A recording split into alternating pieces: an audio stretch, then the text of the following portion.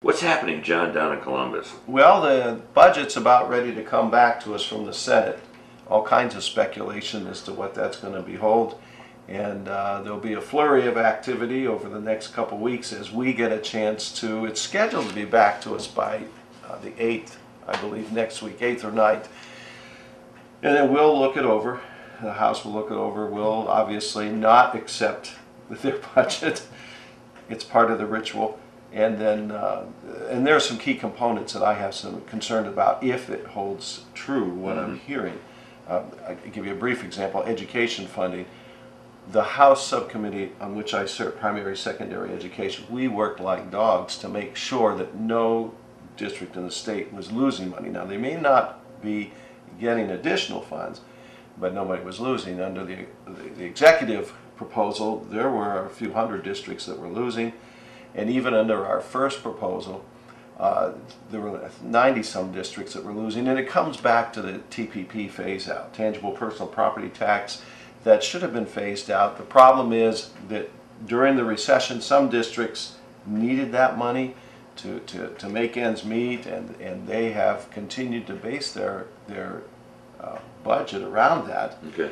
And as a result, you just can't pull the rug out from them in process. So what we're trying to do is fix that immediate problem, stabilize it as we move forward to a funding that the Rolf called for years ago, based less on property tax, but we have to figure out how to fairly spread that taxation around so that nobody's getting hammered, but we're all fair and shared. Bottom line, fair and shared. So the rumor is that the Senate has gutted our plan, and that some districts are going to be cut, and that's not something I can tolerate, because Conneaut was one of the 3 districts in this county, Geneva and Jefferson being the other 2, that were going to actually lose money from the state in the original proposal from the executive.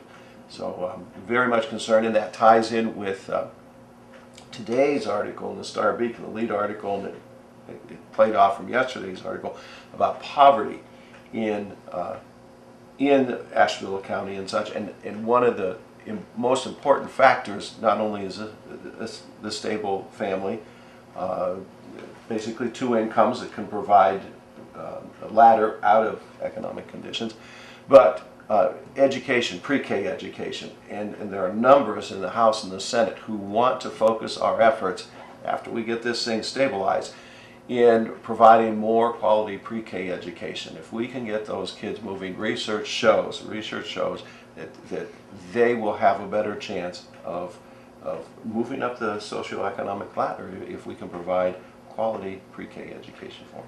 Yeah, one of the girls that was on the show, I don't know if it was Kathy, our friend Kathy, or Penny. I think it might have been Kathy, because she's involved in this contest that's going on right now. Yes. Vote today, Facebook. Facebook. Yep. I voted 10 times. I voted yesterday 10 times. She mentioned that if a kid does not learn to properly read, I think she said by the third grade. She's absolutely right. You might not graduate. Right. You know. In fact, there are a number of states who project their prison population based on the number of students who are not able to read by 3rd grade. That's why that 3rd grade reading guarantee was so important. Is that right? Is so important. So to get to that point, you have to back up and make sure the kids are school ready. Yeah. And that's where that pre-K is so critically important. I kind of forgot, I had mentioned to her, though, I kind of forgot we were trying to read in the 1st grade. I mean, they were trying to teach you at that time, but that was 100 years ago. You know, things have changed since then. Just a little bit. I mean, remind me to come back to that prison comment. Okay, Because okay. there's more. Yes. You're on the air. Hey, I'm still thinking about that line painting deal on 20. Isn't that the city's responsibility? Because they're out there fixing the potholes on 20 there in front of the plaza. So isn't it the city's responsibility to paint the line? You know, that's a good point. I don't know if that's one of the roads that we get a stipend to fix. Yeah. I think the maintenance, the pothole fixing and culvert and that sort of thing falls on the city, which is why it's not on the state's rotation for number 5 years. But I think, and I will check on that to make sure, I think the painting actually falls upon the state, or as Pat suggested here, a stipend. I don't think many, I mean, I just don't see, even, I live on 167, which is Beach Street in the city of Village. And Jefferson Village does not do its own striping. Either they hire it out or the state does it, but it's done every year. And well, I seen Kanye striping the crosswalks down there, you know, by 7 and 20, I guess, the State Street or whatever. You kind of raise a valid point there. I am not sure. John is going to check on I'll that. find out. I know it's a blurred line there, and it has to be because if the state had to maintain all of the state highways within our municipalities, it would be an overburdensome task. And I just think of Cleveland, where 6 comes in there and 322 within the city limits. So there's definitely some guidelines to that. I'll check on that, and I will get back to you through Pat. Later. Mike, thanks, Dennis. All right, Dennis Toth out in Sheffield streaming us this morning. You want to go back to yeah. You know, I participated multiple occasions with the GRE graduation at Lake Erie Correctional. And I've talked to the guys on numerous occasions, not only here, but I've been in Pickaway, been in, I can't remember the name, the southern part of the state, prisons, and as part of an investigative committee. And I've asked the guys, if I could do anything as a state legislature to have helped prevent this situation, what would it be? And to a man, they've said, make sure these kids get a quality education, make sure they can read. I think they understand it too. When you think about the world in which we live, it's different. It's different. When you and I were growing up, you still could, after high school graduation, I'm sure you know this too, or have heard about it, go down to one of the plants, get a job, and you could support your family forever. You did it. Yeah, and all you needed was a high school education. That is not the world in which we live now. This is truly a global economy, and we're competing against the world. And to be more competitive, we have to develop a more comprehensive education system. We just have to raise the level. Otherwise, I shudder to think what the consequences will be if we don't do that. Well, there's no question. We are in a different world now. And, you know, back in my day when I graduated in 1966, I went immediately to, well, I wasn't old and I was only 17, so I wasn't allowed to work until 18. So I think that somebody snuck me in to do some, like, broom sweeping and that sort of stuff. Couldn't touch machines because you were too young. But I kid you not, John, I actually had brand new cars with that high school education that I could afford and you know make a living and survive. You can't do that today. And I want to come back to that point as well. I've been doing some other research. Okay, we've got another call. Hi, you're on the air. Morning, Pat. Morning, John. How you doing today? Morning. Hey, Tom. Great. Hey, this is kind of like two far-ranging questions I have for John. One I asked you a long time ago about the tire situation. Yes. And the second one is, you know OSHA standards for like noise level in a plant? They're a set standard, you know what I'm talking about? Yes, I do, but no, I don't know what that standard is. Okay, well, I live next to a railroad tracks, and there's crossing gates there, and for the life of me, I cannot understand why they have to blow that horn right on the crossing. I can understand them blowing prior to the crossing. Yep. But right on the crossing, I cannot understand that. And they really, some of these guys lay on that horn so loud that it just hurts your ears if you're outside. Maybe they know you live there, Tom. I was just going to say that. How many friends do you have on the railroad? Bad joke, Tom. All right. There are me and standards. Pete used to have this conversation Yeah. all the time. Pete Guglielmo. That's right. Yeah. and they just lay on that horn so loud. I don't know if there's something that can be done through the state to regulate some of these guys do it on purpose because they see me out there and they just want to round me up, and it does. But yeah, it is funny, Pat. But I mean, it hurts. Funny from our perspective. And it's just, oh, Tom. if you lived here, boy, you know. I understand. Well, I know exactly what you're saying, because the other night we were watching a movie and the windows were up.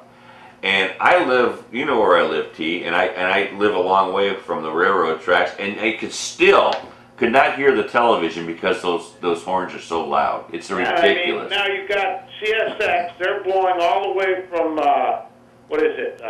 Chestnut Street all the way through town. And I mean, they're just hitting that constantly. Then you got the NNS over here blowing, and then Bessemer, they're not really that much. No. But they hit this crossing. I mean, they come across the trestle. Okay, that's cool. They're blowing the thing, and they're letting people know they're coming. But I mean, sometimes they just get on that thing so loud, and then they blow right on the crossing, and that's what I do not understand. If somebody's on that crossing, they're dead. It's too late. Exactly. In fact, I got one coming by the house right now.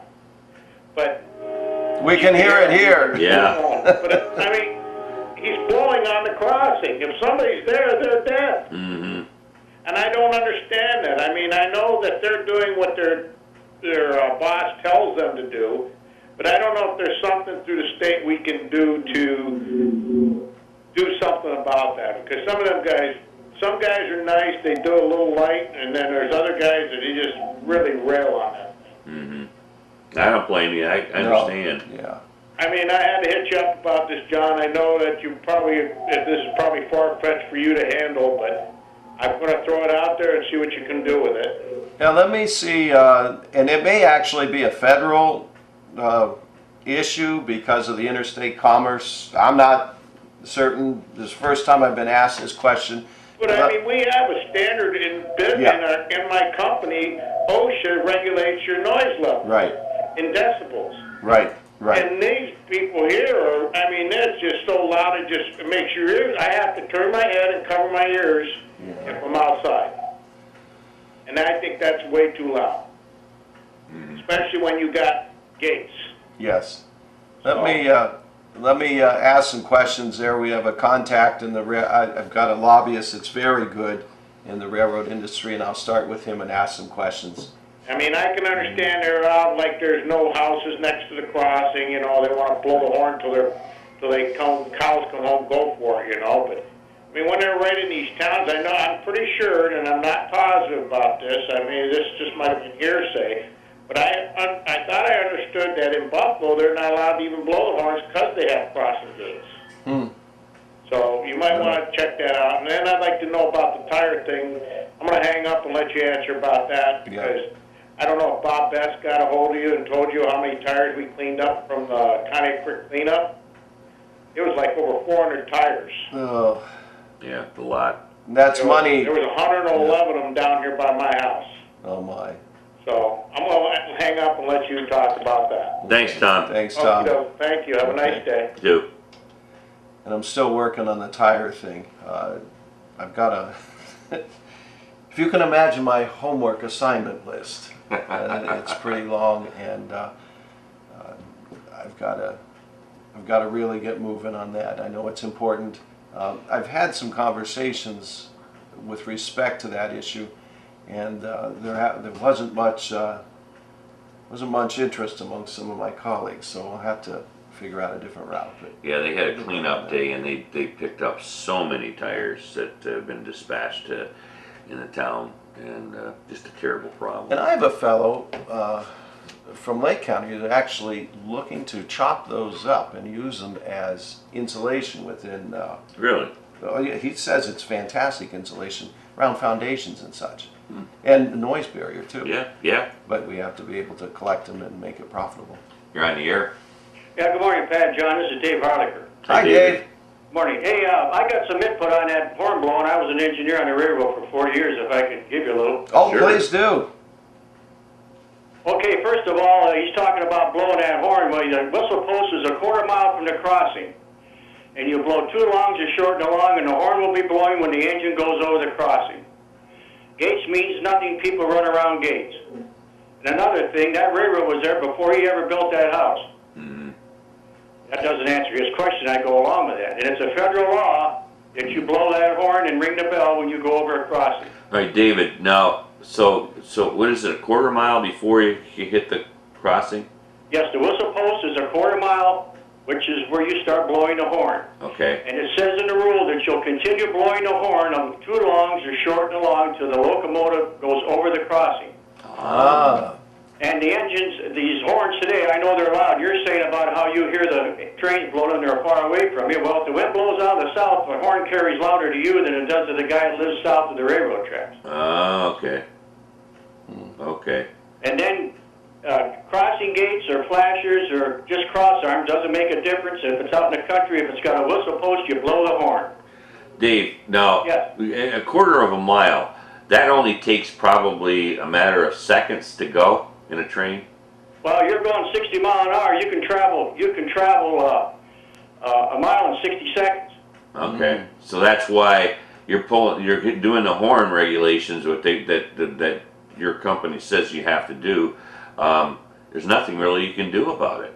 Well, no, and he's talking about someplace in Europe, but that's Dunkirk, New York. To have an ordinance there where you go through town at certain times, you don't blow the horn. But that was set up by the state of New York State and the city of Dunkirk. Okay. We go through Lakewood, Ohio. There's 38 crossings, and you better be blowing that horn when you hit that first crossing till you get over that last crossing, that 38th crossing, continuously through Lakewood because they're so close together. That certainly answers the question on this particular matter. Yes, and when you have a crossing accident, you hit that car and you hit somebody and kill somebody. When you go to court, the first thing they're going to do is pull the tape on that engine, pull the tapes for the flashers and gates, and see where the horn was being blown. And when you hit that car, if the horn was being blown. And that's what they do. And then when you're at fault, the railroad gets fined, you get fired, and there's a settlement for the person's death. Yeah, sure. Wow. I had no idea. No. I had no idea. Well, I just want to let you know about it. That's my input on it. I mean, there's more of it, but we don't have time. Appreciate that. Thanks, Dave. Appreciate it, bud. Yeah, John and I appreciate what you're doing. I'll keep at it. Thank you. Okay. Thanks, Bye. Dave. All right. John, the phone line is ringing again. Again. Hi, you're on the air. Yeah, it's me again. Hey, John, did you ever find any information on that slurring the roads using the tires? I called in Bonner Street in California there. They were using, I talked with the guy running the truck, he said they use old tires, aggregate, and then it mixes with water and it lays it out. And my wife, she sent in some information for you. There is a company in Ohio that does that. Right. But if you leave Pat's place there and you go out over the state line, Yes. and I was coming in from Erie, it looks like they slurry coated that road, Route 20 out there. All right, that is another question that I'm going to be asking my ODOT fellow. I've got a whole list it here. It just works out so good. Yeah. And if they actually use old tires for the oil or whatever, I don't know what the process is, but one way of getting rid of them. Yes. Yeah, if you go right over the Pennsylvania line right there by Pat's show there, you'll see that that looks to me like it was slurry coated. Okay, I'll do that. Okay, John. Thank you. Thanks, Jim. Bye. Bye.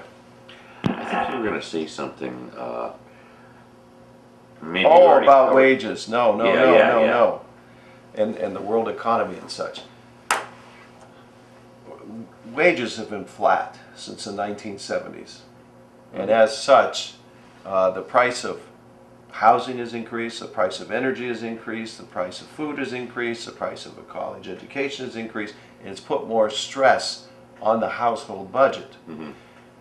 Now, if we are really going to, and I was thinking about that with respect to that article, this outsourcing has cost us a ton of jobs to China and other places where labor is cheap. And and I think we know the answer to this. In part, we have to really make an effort to buy American and keep that money circulating here. And the other thing that we have to look at doing is figuring out a way that we can increase wages without hurting the business community. And I don't want them and I don't have the answer for that. It's more of a federal issue, but it keeps me up at night, which is why locally in our district, and I've had a conversation just last week with OSU Extension about this local food coordinator. I think I told you about that, didn't I? Mm-hmm. If we can recycle in this county what we already do well, which is agriculture and tourism, and keep those dollars circulating here, especially agricultural ones, it can make a huge difference. And last week I was asked to be on a special committee, a steering committee, to decide what the agricultural committee is going to study this summer. We're going to be going around the state, 5 different stops tentatively scheduled, to see what the concerns are. We've looked at water quality, critically important in Northwest Ohio, important to all of us, but that's where the algal blooms were. Mm-hmm. Agritourism, and I can talk briefly about that. That bill passed through the House unanimously last week. But the whole idea is, I suggested that we look more at processing, that we look more to white meat processing, that's chicken, that's duck, to some extent it's fish, so that we can provide more jobs here, eat healthier here, and keep that money recycling here as a basis for our economy, while at the same time, as we improve the quality of life, look to attract business. And one of the fastest growing businesses is in technology now. Mm-hmm. That's where the 600% increase in labor force in technology related businesses. And they're a lot more portable than, say, a steel plant or an assembly plant or something like that. Right. So I know this, John. In '68, when I was hired at the County News Herald, I started out, believe it or not, at $60 a week. At that time, this is to show you the difference on what John's talking about and what was going on back then. $60 a week. I survived on that. Wasn't married yet. 2 years later, I'm married and have my first child. And I think I was making $75 a week at that time after 2 years. And I was supporting a family at $75 a week, paying a rent, or the mortgage, or the rent for my house, and buying the groceries. And if it wasn't for my parents, they did help out with groceries every now and then because they had a grandson, you know, mm-hmm. So they were helping out. My wife didn't work. Back in those days, that was before they really kicked in, where the wife had to work to survive. Right. And but we could do it. Try to do that today. I mean, it's impossible. I know that was a long time ago, 45 years ago, but like you said, you really have to get an education to be prepared to go out in, especially the technology world today. You're not going to make it. And it doesn't mean a college degree, but it means something beyond high school. Exactly. Exactly. In the days of just getting through high school and being done, constant education is critically important. For one thing, we are wired. I think we humans are wired to be forever inquisitive, and that's good for us. It keeps us healthy mentally. Mm-hmm. And if we can keep healthy physically, and I've got some work to do on that one. I put on my freshman 15, too much sitting in this job. But physically and mentally, life takes on a different meaning. Yeah. When you're in the groove. Yeah. But to continue that education, you have to be motivated, you have to be inquisitive, but you have to have the tools going into it. If you don't have Absolutely. the tools as a young person, it can't bloom to its full fruition as Absolutely. Yeah. Yeah. So, another call. Good morning, you're on the air. Morning, John. Morning, Pat. Again, my question is misunderstood when I called in the first time. It wasn't a matter of questioning if the railroader was doing his job. The question was, why do they have to blow on the crossing? If somebody's on the crossing when they're blowing that horn, they're dead. Okay. I'm not saying that the people are not doing their job or not doing what they're required to do. I'm just saying I don't understand the reasoning behind it. Okay, he explained that, Tom. I don't know if you caught that or not. I was listening to the man, but some of these guys do not blow according to what he said. They blow irregular all the time. Some of them start blowing way well before it and everything else. That, you know, it gets very irritating when they do what they do. I mean, I'm not trying to say that all the railroaders are bad people. I'm not saying that, but there are some guys that really. And I've talked to other railroaders about it, and they said that some guys really lay on that horn, you know, just for the heck of it. Now, I'm still, again, there's a decibel level requirement for industry. I don't understand why there's not a decibel level requirement for them tracks. So I was not questioning the railroader guys about doing their jobs. I was not saying that. I understand they have to blow the way they do. I've talked to people about it. But I just don't understand the reasoning behind blowing on the crossing. People will be dead if they're on the crossing. So there you go, John. And I've got it written down, and I'm going to get to my contact person, and I'll have some answers for you, Like okay? I say, I'm not criticizing the railroaders for doing their job. Thank you. Okay? Thank you very much. All right. And to go back to economic development, if we can, for a bit. Industry left seeking profits in the 70s and the 80s, hence the outsourcing. First to China, India, now Thailand, Vietnam, and even China is experiencing labor unrest because of the expectations of the greater wages. Instead of pennies an hour, they're looking for a few dollars an hour perhaps, and there are rumblings that there are union movements. Imagine this in China, just as we experienced 100 years ago. But my point is, we're competing against, and on even terms, markets in other countries. And one of the primary costs is labor. So we have to understand that if we're going to move ahead, we've got to be sharper, quicker, smarter than the competition. And that all focuses back to education. Definitely. Bottom line. Hi, you're on the air. Good morning. I'd like to change the subject. I don't know what to do. On our street, there used to be a street light. And many years ago, kids used to take BB guns and shoot the lights out, and they did over here at the city garage.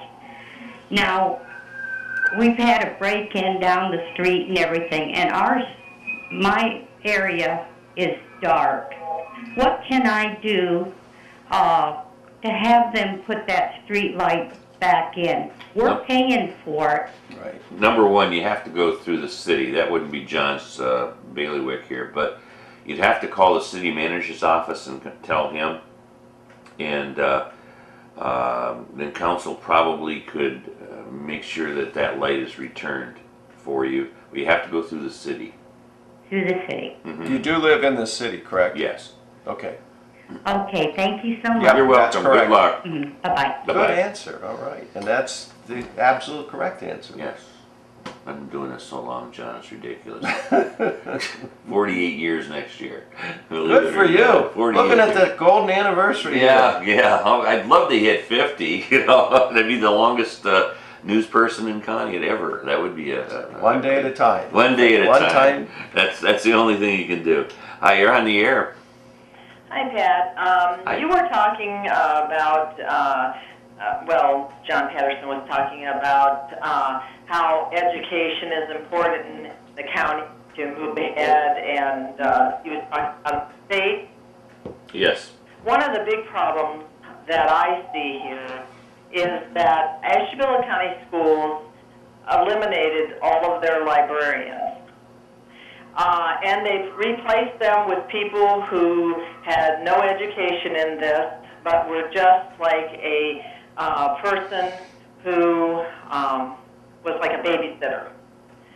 I had students at the high school level in Ashtabula reading at a third grade level and slightly above. You need to emphasize in the schools having a library, even if you have now computers, because database searching is very precise, and to research on the net, you have to know the best sources, just like the library, rather than going on the net and getting just any information. There are sources that are better, a lot better than others, as far as the students are. I've talked to students who have gone to college, and they've said they didn't have the background. It was difficult for them because they didn't have the background in this county for research that they needed in college. And this was a long time ago they eliminated all librarians in the county. I believe the only two schools that had them at the high school level was Edgewood and Jefferson. But all the other ones were eliminated, and they didn't have librarians even in the elementary. And when you go to other schools that are outside of this area, they all have libraries, and they have librarians who are have master's degrees in library science. Another thing I want to talk about is the highways. As far as the highways maintenance is concerned, the villages and the townships are provided the care by the state. This was adopted a number of years ago. Conneaut City gets money from the state to do the jobs themselves, so they're responsible for this. Also, one of the issues that I'd like to talk about is toxic waste in Ashtabula County and the odors that are in the air in the county. This is one of the biggest problems in our county, from injection wells and from toxic waste dumping. This needs to be addressed and should be one of our top priorities. It also affects the water, and now I know in Conneaut City, I don't know Ashtabula or the other places, but last year they stopped testing or meeting quality standards for mercury by having people bring in thermometers that were mercury, and they replaced them. And they've stopped testing for phthalates, which are very toxic. And one of the things we could do is to upgrade this in the area. Okay. So those are some of my concerns. Okay. Thank you. Thanks, Judy. Thanks. Bye-bye. Bye. Let's take on the librarian thing first of all. The State Board of Education recently abdicated the 5x8 rule. And by that, I mean that for every, and I forget what the baseline number was in a school, they had to hire 5 of 8 different positions. One would be a librarian, phys ed, art, music, gym, that sort of thing.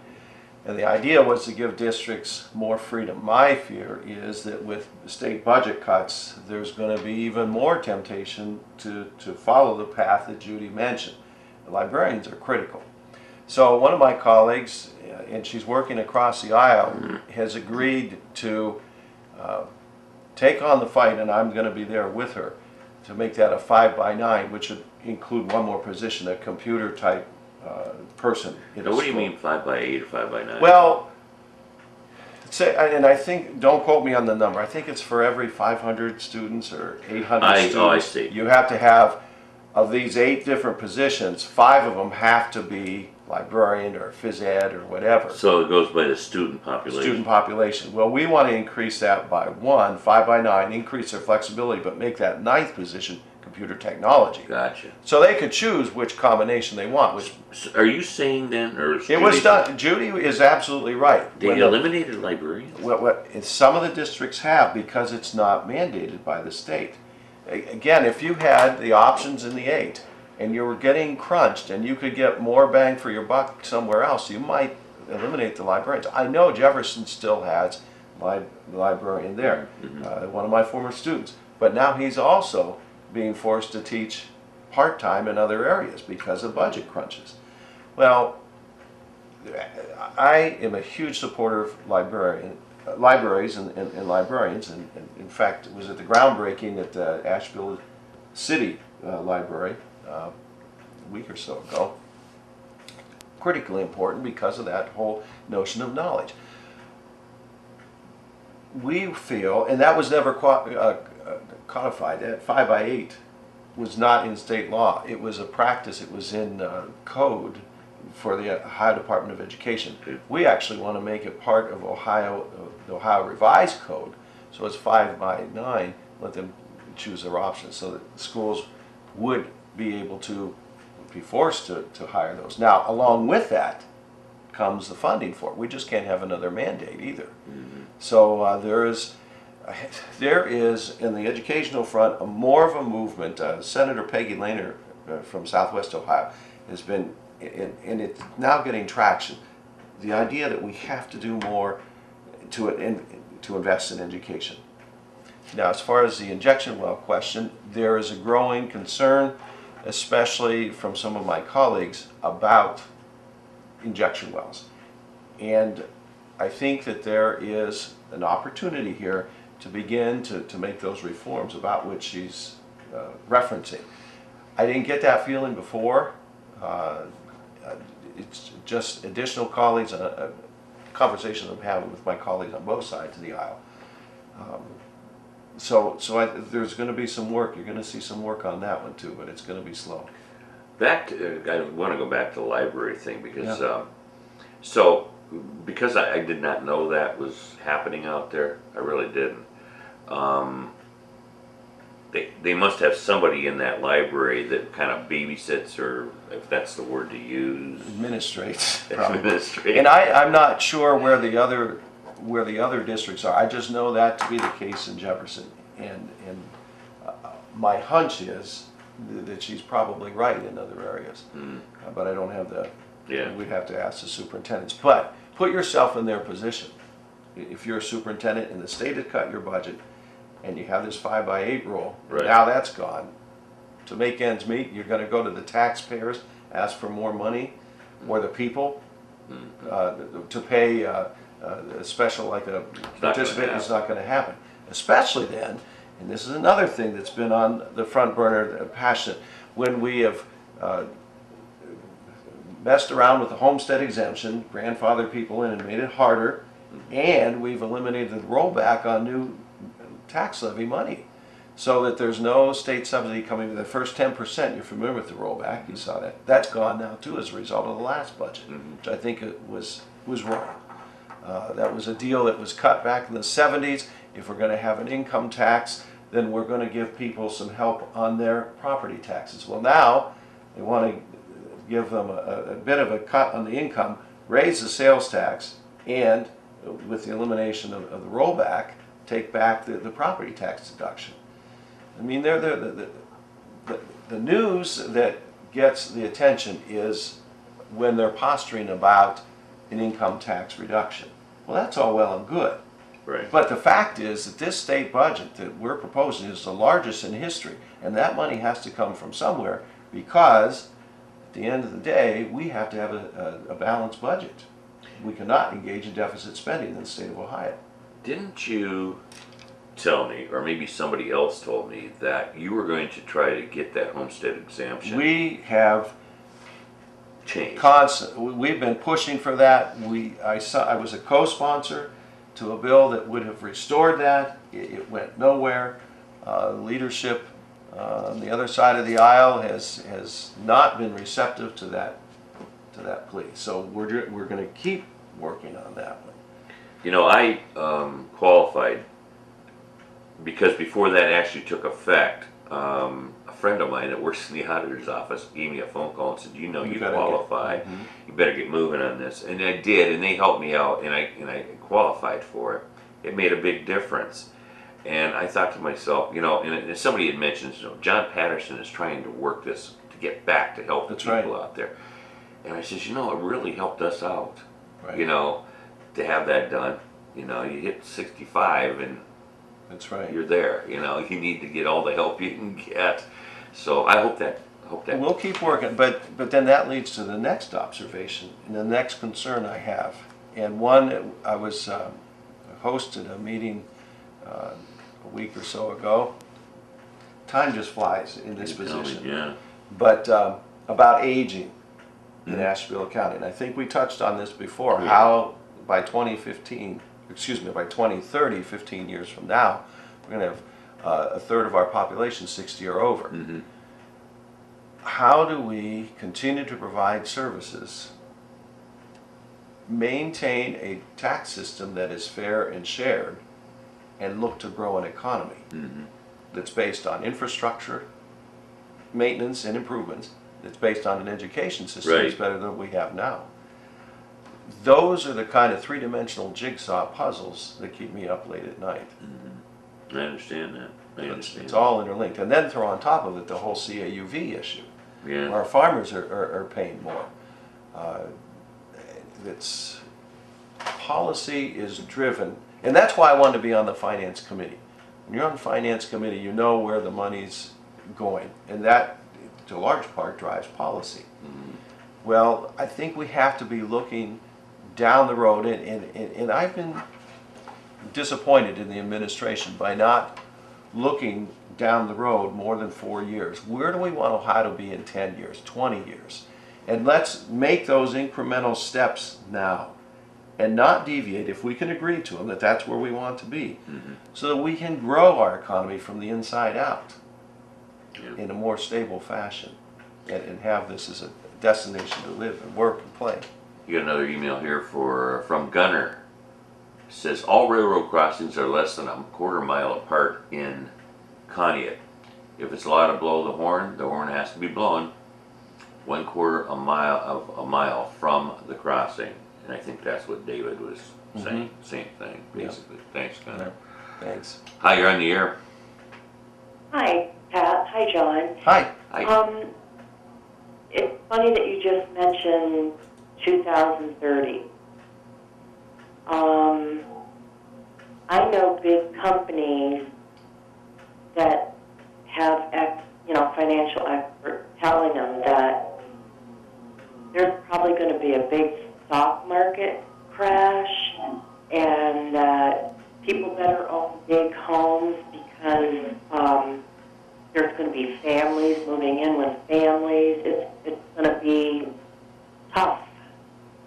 So, do you know anything about that? Well, there's always concern that the market could make a huge correction. And we already have families living with families. If you think of the boomerang generation, we were called the boomers, but the boomerang, the young people who've come home to live with their parents because they can't afford housing, or a change in their marital status, or whatever. I think there are some changes that we're going to see in the next few years that are deep-seated like that, which is why we've been working, a number of us, which is why we've been working on addressing those up front, Pat. Yeah. The aging of this population, and we love our boomers. Sure. We're one of them. But yeah, we're two of them. But that's going to create different challenges. When you look back on the history, in the 40s and 50s, because of this large number of kids, we had to build houses, we had to build schools, communities were bustling with activities. Then we move into the 60s and 70s, colleges expanded to meet that need. And the business community shifted as well. And the products, we went from hula hoops to jazzed up cars. My point is, this, I read about this once, it's like a meal going through a snake, this bulge going through a snake. And as the boomers reach different mileposts in their life, the economy, because there's so many of them, has shifted to accommodate them. Well, now what happens when they get to the end of their lives, and there's so many of them, they're in need of health care, they're not actively working, drawing on the retirement. How do we sustain that economy and be fair to those other ones who are coming? It's a challenging issue. It's a very, very daunting issue that if you got to think about it. Think about where we're going to be at that time. And that's only 15 years from now. That's only 15 years. 15 years ago, we were worried about Y2K, and that seems like last month. Yeah, isn't that amazing? It's amazing. Before I let you go, John, I want to mention this we're getting good reports that we're on schedule with the bridge repair out here. Yeah. And it looks like they might be able to get that in before the end of the year, I hope. That's the plan. Yeah, and the detour situation's been well. It's done, I done well. Haven't heard anything obviously, everybody wants the bridge open, but Yeah. no major concerns. Right.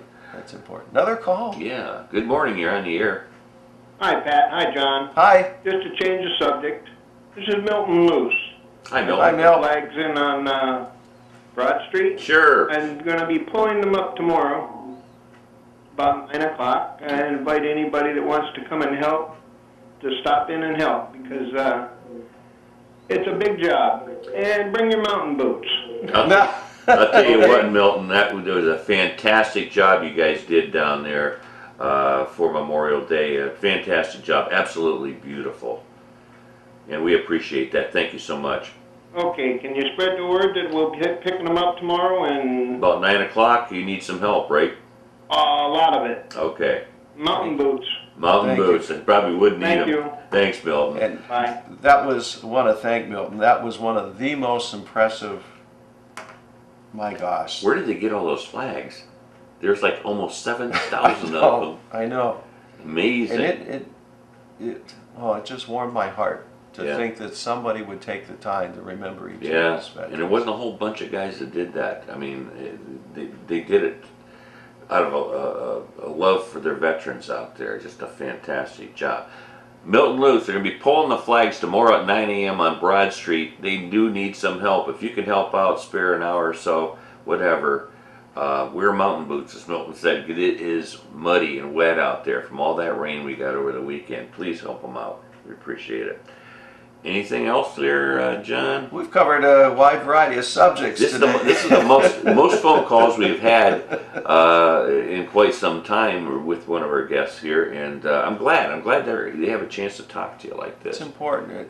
And some of my colleagues ask, how do you get out in a district as large as yours? We have one of the larger districts. I know you do. Not the largest, but one of the largest. And then, of course, I spend a day of my life going back and forth, the longest drive of anybody in the house. And they say, how do you keep in touch? I said, well, one of the ways is through the Pat Williams Show. They're fascinated by that. And big kudos to you. And I appreciate the fact that I'm able to communicate. I can't be everywhere all the time. Right. And there are times that I just... I don't know how you do it, to be honest with you. It's tough, and the balance, my wife, God bless her, mowing the grass and taking care of the home so that I can do those things. It's different than when we were both teaching. But what is so important is for me to be able to get out to the people or communicate like we're doing here so that I understand what the problems are. John, before I let you go, you know, you missed out on a big concert Saturday night. Saturday night. No, if you would have been in Columbus, you would have seen the Rolling Stones. Oh my God! Oh geez, where is the video viper? He took the day He off. went down, didn't he? He did. He was went there, down. and he had pictures on Facebook. Bob loves Elder, and Oh my goodness! and then he's going to two other ones. He's going to Buffalo and Pittsburgh to see him again. I go, you already seen him once. Why do you have to? It's different. He's in love with the Rolling Stones. He's about 22, isn't he? Yeah, he'd like to be.